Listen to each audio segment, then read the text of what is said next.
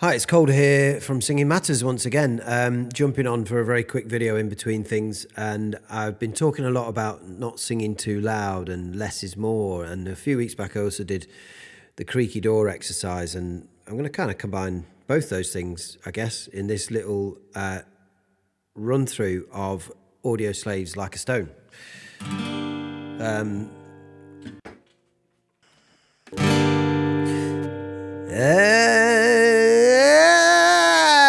That creaky door sound and that pharyngeal. If you listen to Chris Cornell, you might notice that that's a big part of his sound, and that you can't really get what he's doing without that pharyngeal kind of creaky sound. It pulls the chords together. It helps you go up into the transition, up into your higher mix, higher range.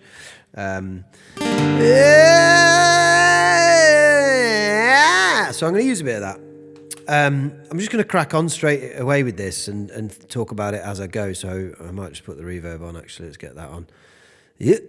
So, on a cobweb afternoon in a room full of emptiness by a freeway, I confess I was lost on the pages of a book full of death, reading how we'll die alone. If we're good, lay to rest anywhere we wanna go.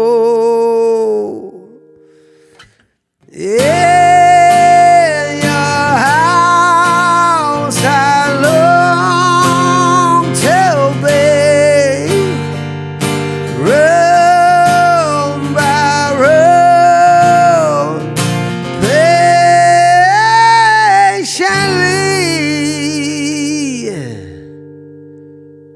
I'm not sure I liked how I did that at the start. In your house, see that sound? In your house, I long to be, room by room, patiently I wait for you there. Like a stone, I will wait for you there, alone,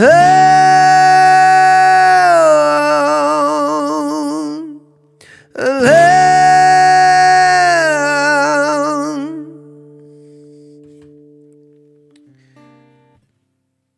I don't know whether I liked some of how I did that. There was bits of it that didn't come out as naturally as I might have wanted to. In your house. Again, I'm falling into wanting to mimic something here and find a sound when I'm trying too hard instead of just singing it. Easy to do that. But you hear how you can't find the spot that it wants to go to without that. But the voice will sound loud. The voice will do the work for you. I was saying to a student just a minute ago. Just turn the reverb off while I'm talking to you, shouldn't I? The voice will do the work for you when you get it balanced and set up right, and it will sound loud and powerful all by itself without you putting this extra thing into it, without you thinking that, oh, I'm going up, it's going up.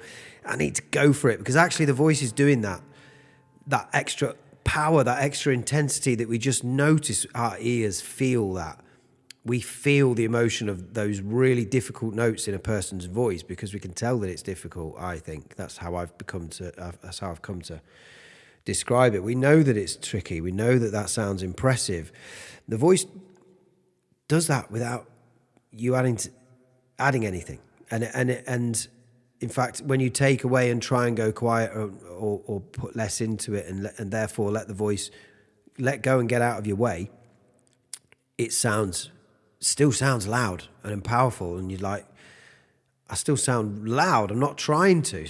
I'm trying not to sound loud in a sense, but because you've got the voice working right and you're in that part of your range, it sounds powerful. So trust that the voice does that for you. You don't need to go, push too much. In your house I long to be. And if I'm not room by room, almost acting like I'm singing from up here, like the voice is in here, not down here. Yeah, goes up to like the ears.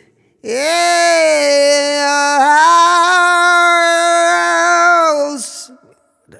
Both times I sang that. The first time I sang that, I didn't like the word house in particular.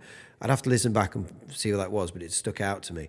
But house I long to be. And I saw one version of it. I watched a few bits of this at one point, and he went falsetto on the word to.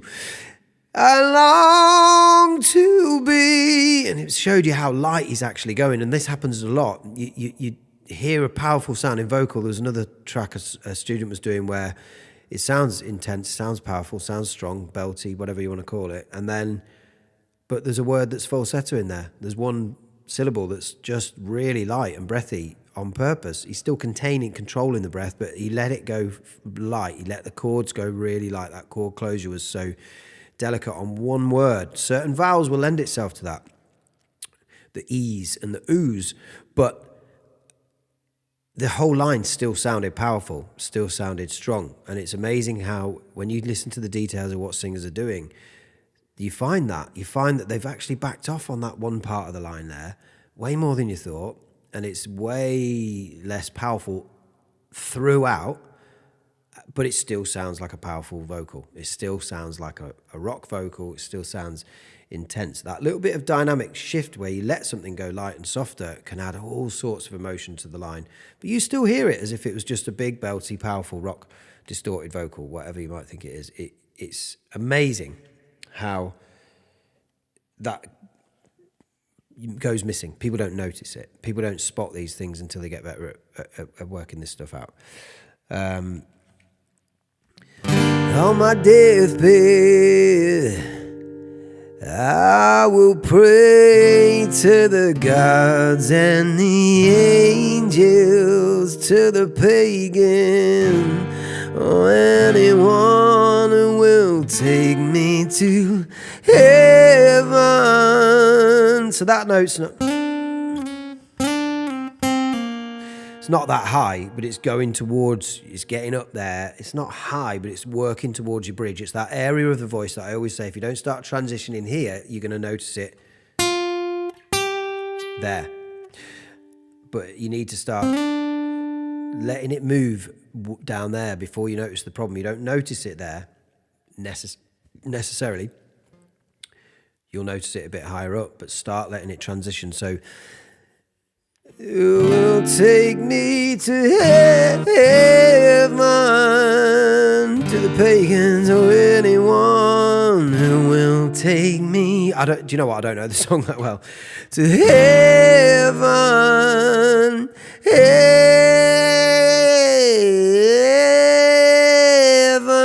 When I talk about letting the voice where it wants to go, you will fight that. You will fight against it. You will start to grip. You won't want to let go. Try to let go. Play that line over and over. See if you can feel what I'm talking about. Who will take me to heaven? I'm using a bit of a cry. There's a little yelp in there. Heaven, just to help lift it.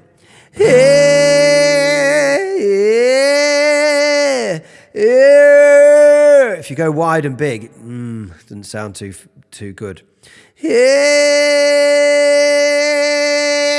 Get a feeling for where that is, because it's not too high yet. You might start to sense where the voice wants to take you and how it's thinning out, how these muscles are starting to get involved at the back. Heaven, to a place I recall. I was there so long ago. sky was bruised, the wine was bled, and then you led me on, and then you led me on. See, I don't actually know the song. In your house. The word house troubles me. Try and go too wide. I can feel it. In your house. House. And then I let go and tried not to go too wide. It's a weird, awkward place, this. It's kind of in between. Yeah.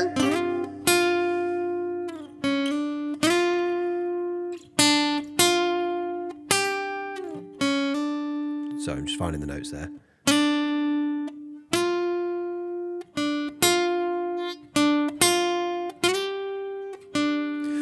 So we're just playing around up towards that bridge and then up to a G, which is the highest bit. In your house. But already, it feels like it needs to go into that kind of place, that resonant place there where we get that pharyngeal resonance, and it feels like it's living up here in this. If you cut your head into sections, you know, it's in this middle bit, roof of the mouth, underneath the nose, behind the nose, nasal cavities back there. It's not like we're trying to sound nasal, but there's a nasality to it. There's a nasal resonance to it. It's the upper pharynx. It's this strip of your face here, above the top teeth. In your house. I have to remind myself to just let that go up there. House, how long? I've still got some head wobbly habits from years and years and years of singing with body language that was telling me I was doing something wrong, or I was straining, or I was trying to use different parts of my body to get notes out. I still do that. I still notice myself doing things which I think come from an old habit that I don't really need to do anymore, but it slips in.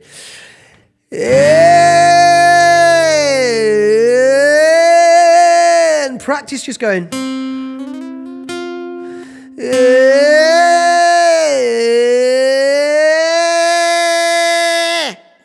And seeing how thin and narrow that wants to go at the top of that, onto that F sharp there. In your house,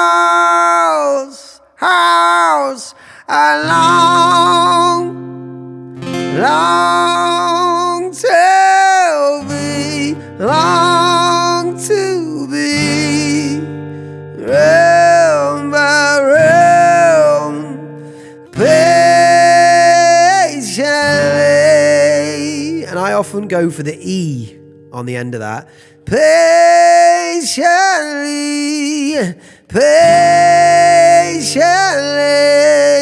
We should maybe modify it to the A sound, the A, like that, a little bit of an A to it. Patiently, I'll wait for you here, like a stone. I'll wait for you here, alone.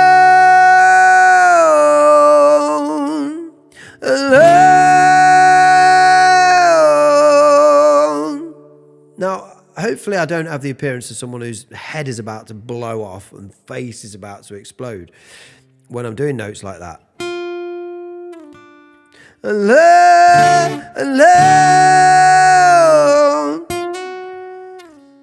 Right, it goes up to the, it was the F sharp. We were on the F before. Sorry, it was an F sharp there. Alone.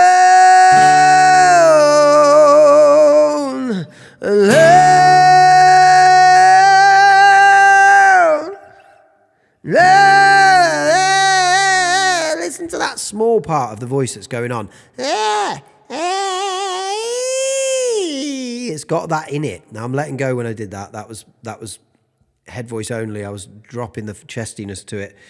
But that part of the sound is within it. That's a portion of what is making up that sound. This is why it's called the mix. You're mixing different parts of your voice. You're mixing the muscle balance and you're mixing the resonance. That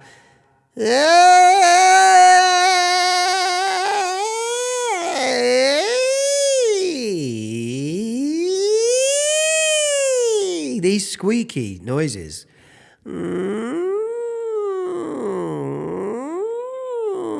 Creaky door exercise where you feel it in here and you let the note start there.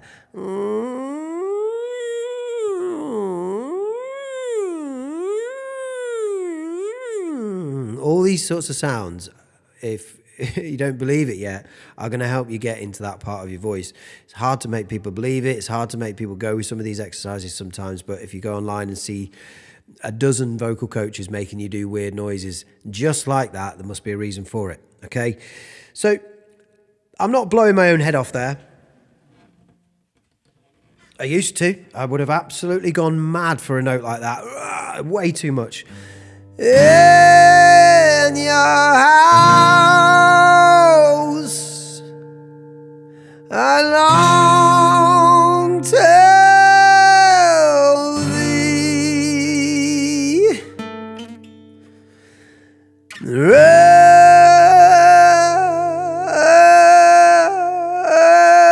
by room, just letting it go, head voices. Seeing if you can drop in and out. You're starting to get some agility around it. Room by room, patiently.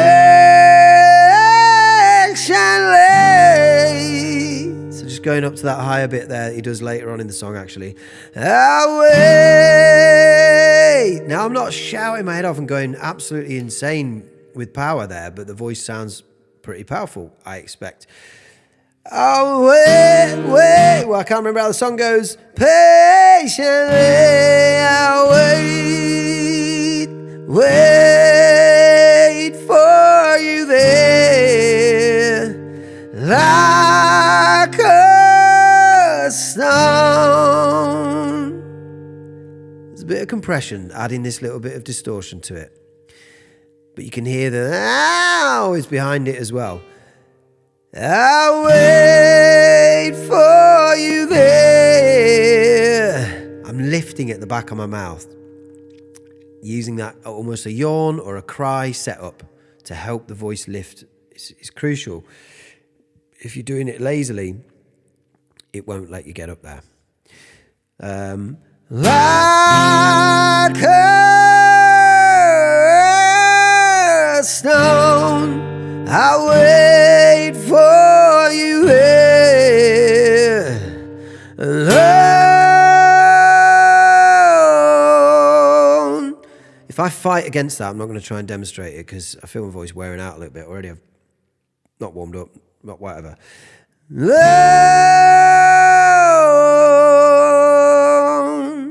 alone.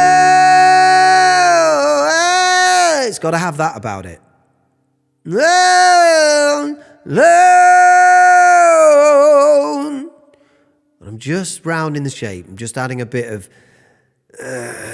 support to just bring the chords together with that bit of abrasive closure to add that distortion to it.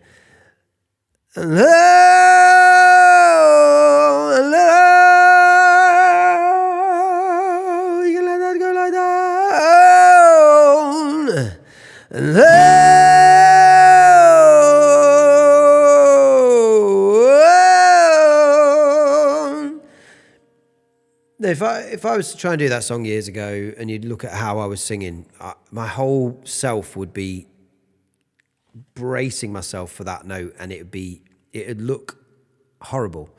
Who knows? I might not look the most comfortable in the world, but I certainly know how different I used to feel, okay? Alone. Try doing it with the pharyngeal sound first, and just trust the process and believe that it's worth incrementally building this up from the right place. You get out of your way, you get the tension out of the way, you let go of the right part of yourself that's trying to hold you back down there in your chest voice, guys. He doesn't want to let go. Try anything you can to notice the point at which you need to let go more, and see whether you can try and start building this gap so that it's not you falling off into the water, but there's a bridge over to the other side. I hope this has been helpful today. A little bit random. off the cuff, as always. Thank you very much to all my new students, and I am available, of course, for a free consultation if you would like to have 15 minutes or so, tends to be longer, a bit of a chat, have a listen to you sing, work out what I can hear going on, point out a few things that you might want to do first, where the problem areas are, and let you see what you're doing. So try and mirror back at you so you can then see, oh yeah, I'm doing that. That's my instinct. My instinct is to do this or that or the other in certain places, and not personalize it, but just think this is something that's built up in your singing technique for whatever reason.